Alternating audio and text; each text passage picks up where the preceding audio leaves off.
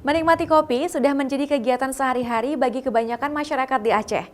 Namun, kini ada varian kopi baru yang diracik oleh anak muda di Banda Aceh, yaitu kopi susu dicampur dengan durian.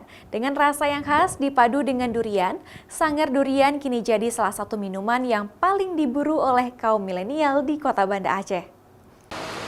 Dengan mengusung konsep warung kopi kekinian, serta Sanggar Durian sebagai menu andalan, House of Coffee, warung kopi yang baru berdiri 2 bulan terakhir di Banda Aceh tersebut langsung diminati oleh kalangan anak muda dan masyarakat pada umumnya.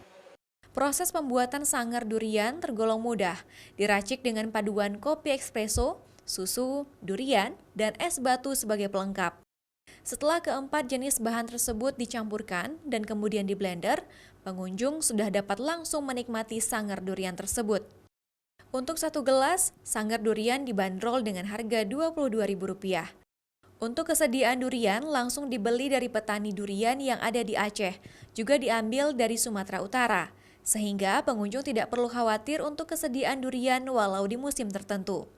Owner House of Coffee atau sering disebut Hoko Coffee mengaku ide Sanggar Durian berawal dari coba-coba dan suka memakan durian sambil menikmati kopi, sehingga kemudian dijadikan salah satu menu pada warungnya dan tidak menyangka menjadi salah satu menu favorit anak muda.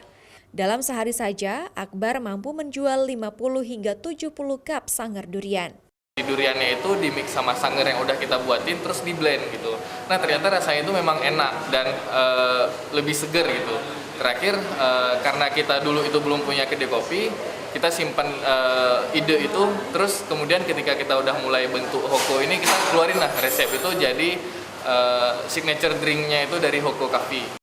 Nah, bagi Anda yang penasaran dengan rasa kopi susu dicampur durian, atau masyarakat Aceh sering menyebutnya dengan Sanggar Durian, Anda bisa langsung berkunjung ke Hoko Coffee Lampineng, Banda Aceh. Setiap hari dibuka mulai pukul 6 pagi hingga pukul 12 malam.